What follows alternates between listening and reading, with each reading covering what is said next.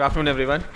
So, let me talk about osteoporotic vertebral fractures. When we think of osteoporotic fractures, the first thing that comes to our mind is probably hip fractures. That is how it works for everyone else. But can anyone tell me, like, what is the most common osteoporotic fracture in any age group? Generally speaking, yes, sir, you are right. It's the vertebral fractures. They have a 3 times more incidence than hip fractures, and they have a similar mortality rate, 1 year and 2 year mortality rate as compared to hip fractures, but they are not as widely recognized. So let's start talking about this. Let's talk of a typical patient, maybe a 76-year-old female. They'll present to you with a trivial fall at home. Lot of the times they are neglected. Lot of the times they don't even fall. It's just a rotational injury, sudden jerk or something. They'll have severe backache, and the X-ray, if done, will show a wedge fracture. Just a very simple case example. So what is osteoporosis? First of all, it is a reduction in the mass of bone per unit volume, and 1 in 2 women and 1 in 5 men above the age of 50 will suffer an osteoporotic fragility fracture in their lifetime. This is as high as that. So again, coming back to the first thing, the most common fragility fractures, they are vertebral, followed by the forearm, wrist, hand, other regions, and hip and femur is also very common. Subsequent fractures after suffering one fragility fracture, also vertebral fractures, are the most common types of fractures. So why is it a silent epidemic? First of all, in 80 to 90% of the cases, it's a missed diagnosis. Symptoms are ignored and attributed to back pain of old age. Most commonly, they occur at junction of T12 to L2 in the thoracolumbar junction. And so we have data worldwide of osteoporosis, osteoporotic fractures and everything, but the data and statistics from India are very limited. They are confined to small localized study groups. We don't have data from large groups. Estimates say that over 20% of women over the age of 50 have osteoporosis. Osteoporotic fractures occur a decade earlier in Indian patients as compared to Western counterparts. Widespread vitamin D deficiency, almost more than 80% in the Indian population. And prevalence of osteoporosis has been estimated to be 10 to 55% in women and 3 to 20% in men. This was a study done by the Delhi Vertebral Osteoporosis group, and they said that in just screening X-rays, screening thoracolumbar lateral X-rays, they found that 17.9% of patients had a prevalence of vertebral fractures which were undiagnosed and just detected. So we know that these fractures are occurring, we know that these are coming up, but then why are we worried because of them? First of all, they are a major cause of acute and chronic lower back pain. They decrease the quality of life. Chronic compression due to fractures can lead to kyphotic deformities, altered biomechanics of the spine, which can lead to pain in hip, knee and generalized body pains. Once a patient has a fracture, the risk of future fractures increases by at least 5 times. If a patient has multiple fractures, the lung capacity can decrease over time, and this can cause multiple morbidities. And like I said before, the 1 year mortality of these fractures is equivalent to hip fractures. So how do these occur? Mostly these will occur due to an axial loading of a weakened structure. The spine is weakened and then it gets loaded axially either in a fall or with the weight. They may be accompanied by some rotational forces. Most cases it is an anterior wedge compression fracture, but in some of these cases they may extend to the posterior elements as well. And coming to the risk factors, we have both non-modifiable and modifiable risk factors. So age is directly correlated with the occurrence of osteoporosis and the occurrence of fragility fractures. It is more common in females. In Caucasian women and Asian women it is more common. Hispanics and blacks it is slightly less common. And post-menopausal females have a massive decrease in their bone strength, and so osteoporosis is more common. Genetics plays a role and a history of osteoporotic fracture.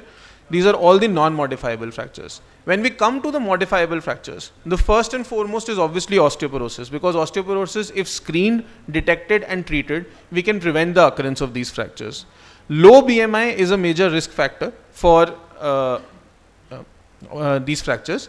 Inactivity, most patients above the age of 55 or 60, a majority of patients, they are not physically active, and this leads to a predicament to osteoporotic fractures. Prolonged steroid use, smoking, alcohol and vitamin D deficiency.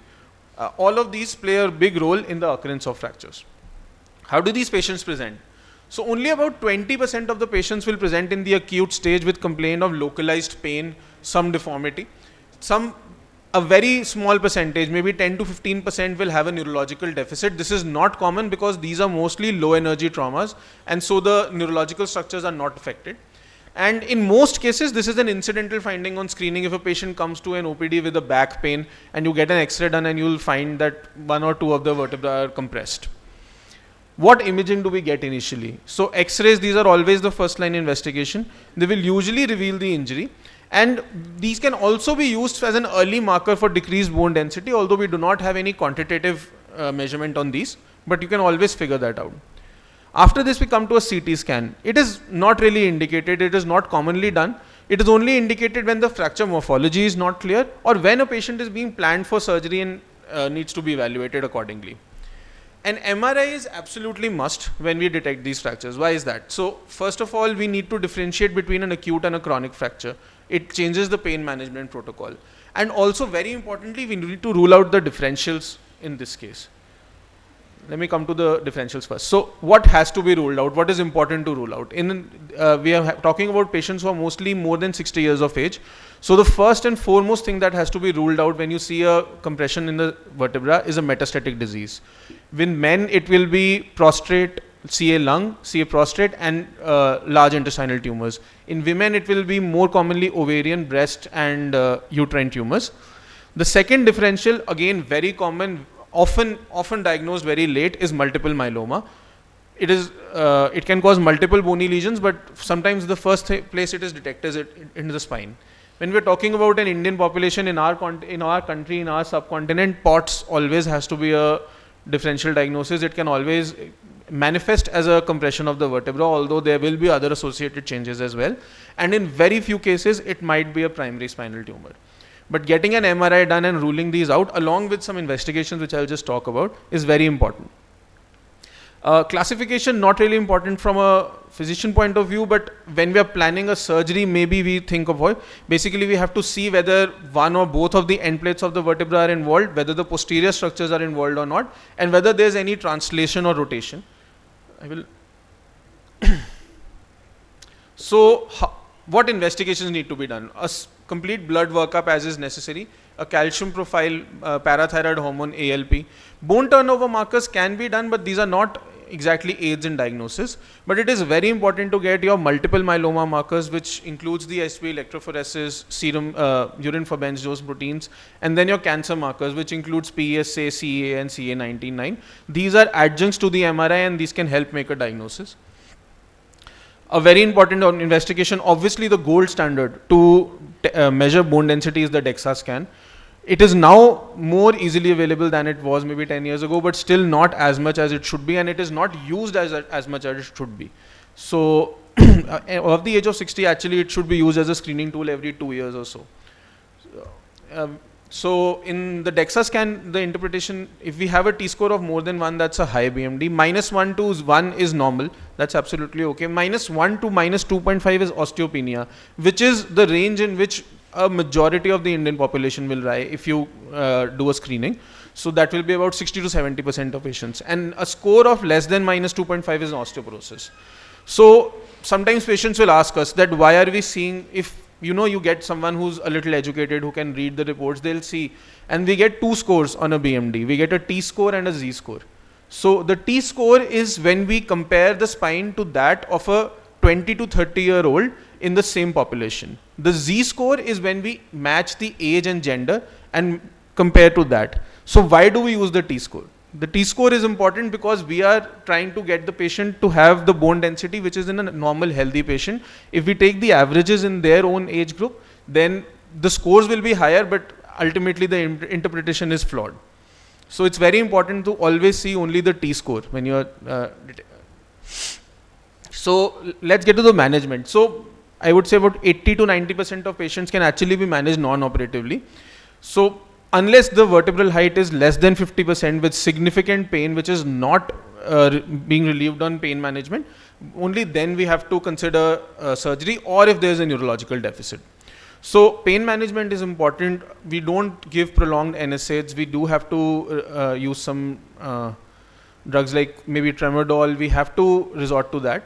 And then bracing can be done. It helps to maintain the spinal alignment, helps to prevent future kyphosis, progression of the deformity. But usually bracing has poor compliance in older patients because it can be very hard, especially in the summers. It can be very hard.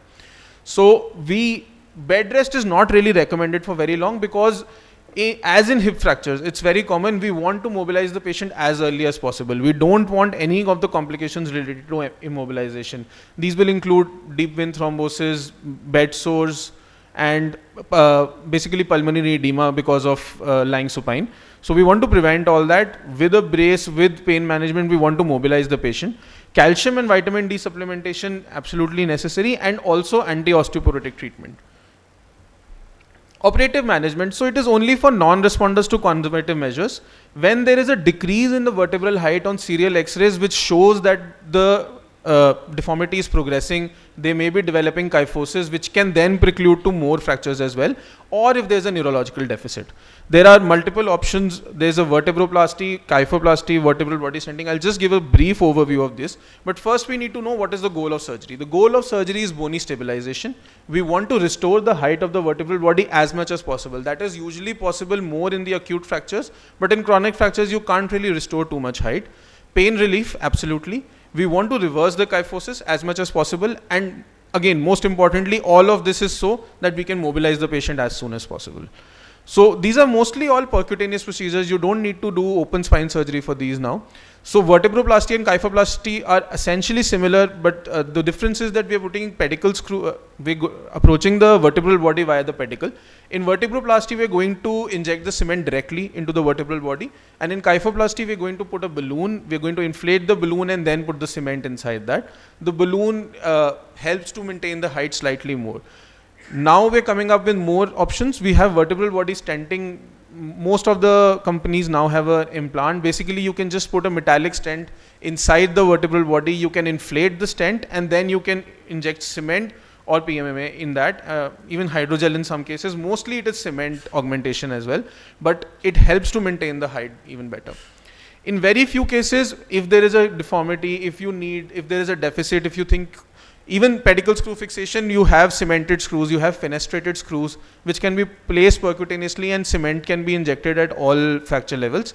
And these are mostly reserved for patients who have a deformity which needs to be corrected. You need to also restore the spinal alignment. Okay, so that is all about the fractures, but let's talk about osteoporosis as well. So we should be screening for these when should we be screening? Women over the age of 60, men over the age of 65, all postmenopausal females or males 50 to 64 if they have any additional risk factors such as steroid use or any other medication, if the patient has a history of a fragility fracture, and if any condition that predisposes to osteoporosis. Treatment, first and foremost, is to increase the physical activity. You will see, we see so many patients in our OPDs, they come to us and they barely have any physical activity. For them, physical activity is just within the house. That is the first and foremost thing that you have to tell them. My personal thing is that I tell patients, just go outside, walk for 10 minutes, 15 minutes. We start with that. If patients are able to, the goal is to get them to start basic weight training. Like just, maybe a 1 kg or a 2 kg weight. Weight training just helps build muscle mass, helps build bone mass, and increases everything. Then we want to limit alcohol and smoking. Prevention of falls is also very important.